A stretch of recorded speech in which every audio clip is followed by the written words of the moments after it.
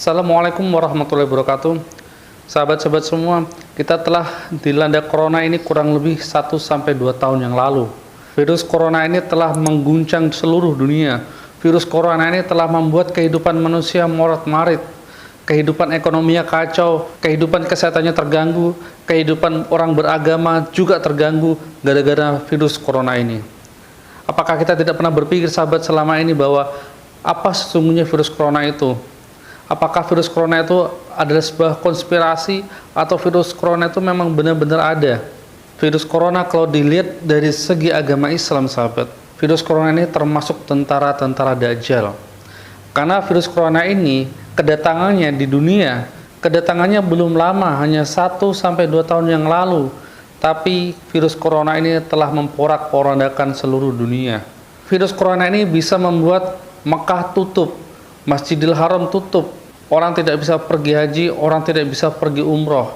Bahkan di Indonesia sendiri virus corona ini telah berhasil menutup masjid-masjid yang ada di Indonesia. Sehingga kita sebagai umat Islam susah sekali untuk beribadah di masjid. Kalaupun bisa berjamaah di masjid, tapi safnya diberi jarak 1 meter atau 1 keramik. Padahal sesungguhnya syarat sah sholat berjamaah di masjid adalah meluruskan saf dan merapatkan barisan. Sahabat-sahabat semua, mari kita berpikir sejenak hikmah di balik virus corona ini. Virus corona ini sudah menyebarkan fitnah yang begitu kejam. Seluruh dunia bisa tergoncang gara-gara fitnah virus corona ini. Apakah kita pernah berpikir kalau virus corona ini salah satu tentara-tentara Dajjal? Karena fitnah kerusakan yang ditimbulkan oleh virus corona itu mirip dengan ciri-ciri Dajjal. Dari segi perekonomian, manusia tidak bisa bekerja di luar rumah. Manusia harus dirumahkan karena tidak boleh berkerumun, nanti terjangkit virus corona. Manusia tidak bisa beribadah di masjid karena harus menjaga jarak, takut dengan virus corona. Anak-anak tidak bisa belajar di sekolah karena takut nanti berkerumun ada virus corona. Manusia tidak bisa mengadakan acara pernikahan atau acara pesta karena takut ada virus corona. Dan fitnah virus corona ini itu menyebar masuk ke seluruh sendi-sendi kehidupan manusia. Bahkan virus corona ini bisa dimanfaatkan oleh sebagian orang yang tidak takut dosa, memanfaatkan virus corona ini untuk mencari uang, untuk mencari bisnis dalam bidang kesehatan. Tidak sedikit orang yang sakit yang itu belum tentu virus corona, tapi bisa terkena COVID virus corona ini. Sungguh sangat dahsyat fitnah yang ditimbulkan oleh virus corona ini. Bisa menggoncangkan seluruh dunia, bisa memporak-porandakan perekonomian dunia, bisa memporak-porandakan segala aktivitas kehidupan manusia.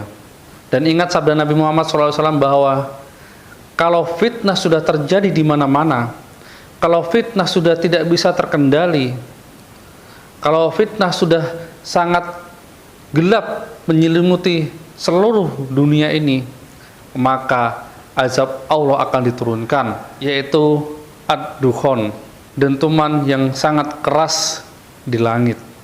Apa itu?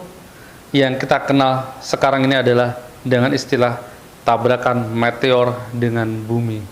Itulah azab balasan bagi orang-orang yang mendukung fitnah yang ditimbulkan oleh corona. Dan tabrakan meteor ini, saudara, itu terjadinya tidak bisa dideteksi oleh NASA. Terjadinya tidak ada orang yang tahu, hanya Allah lah yang tahu kapan terjadinya. Yang jelas menurut hadis Nabi Muhammad SAW, terjadinya adalah ketika dunia sudah kacau, ketika fitnah sudah terjadi di mana-mana dan tidak bisa terkendali, dan manusia banyak yang menjadi korban, yang menjadi mati gara-gara fitnah corona ini. Seperti halnya dengan gempa bumi, angin puting beliung, tsunami terjadinya tidak pernah terdeteksi oleh alat di BMKG, secanggih apapun alat itu. Tidak bisa mendeteksi datangnya tsunami, tidak bisa mendeteksi terjadinya gempa. Tapi dia hanya bisa memantau setelah terjadi kejadian tersebut. Sama juga dengan terjadinya adukon ini, saudara. Adukon tabrakan meteor dengan bumi itu sangat cepat kejadiannya, dan itu tidak bisa terdeteksi oleh NASA, tidak bisa terdeteksi oleh orang-orang yang ahli di bidang astronomi. Karena ini adalah suatu azab kepada orang-orang yang telah membuat kerusakan di muka bumi. Adukon adalah meteor menabrak bumi, saudara. Ketika terjadi hal itu, maka bumi akan gelap gulita selama 40 hari 40 malam. Bahkan Nabi mengatakan, kita melihat tangan kita sendiri saja tidak akan terlihat gara-gara debu adukon yang sangat pekat. Kalau orang-orang yang beriman akan mengalami flu, pilek, dan demam. Sedangkan orang-orang munafik, orang-orang kafir akan mengalami keluarnya cairan yang ada pada lubang tubuhnya. Nauzubillah. Dan adukon itu akan melelehkan, akan meleburkan karena terjadinya kontak medan magnet yang sangat kuat dengan besi. Maka besi akan menyatu dengan besi-besi yang lain. Sehingga apa? Kendaraan, elektronik, satelit, ATM, komputer, dan segala macamnya tidak akan bisa digunakan lagi. Dalam artian teknologi akan musnah karena adanya tabrakan meteor dengan bumi ini, saudara. Maka ini termasuk pertolongan Allah buat kaum muslimin, buat orang-orang Islam yang telah terzolimi selama ini, yang telah banyak termakan fitnah selama ini.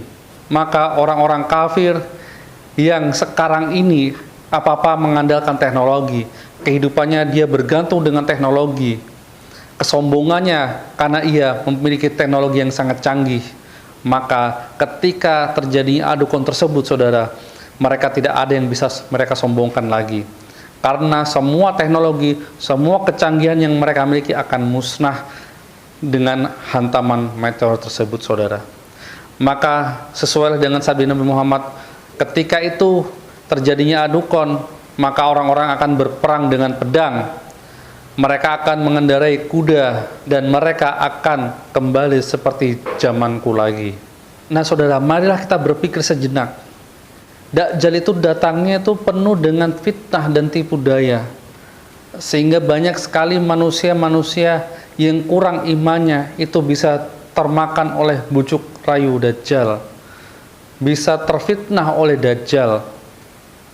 Sampai Rasulullah mengatakan Dajjal itu fitnahnya sungguh sangat luar biasa.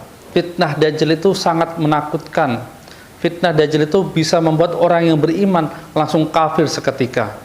Maka dari itu, saudara-saudara, marilah kita selalu meningkatkan ketakwaan kita kepada Allah Subhanahu wa taala, senantiasa memohon petunjuk kepada Allah Subhanahu wa taala di zaman-zaman akhir zaman ini yang sangat penuh dengan fitnah, yang sangat penuh dengan ketidakadilan, yang sangat penuh dengan kemaksiatan.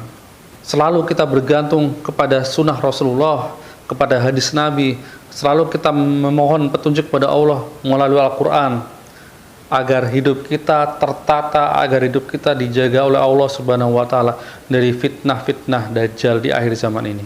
Hati-hati, sahabat, ketika fitnah sudah memuncak di dunia ini dan tidak bisa terkendali, maka yang turun tangan adalah Allah langsung, dengan mendatangkan dukon, tabrakan meteor dengan bumi, sesuai dengan yang tercantum dalam surat Ad-Dukhan ayat 16.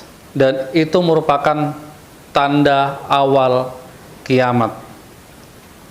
Dan kita sebagai umat Islam harus meyakini bahwa kita beriman kepada hari akhir. Wallahu a'lam bishawab. Billahi taufiq wal hidayah. Wassalamualaikum warahmatullahi wabarakatuh.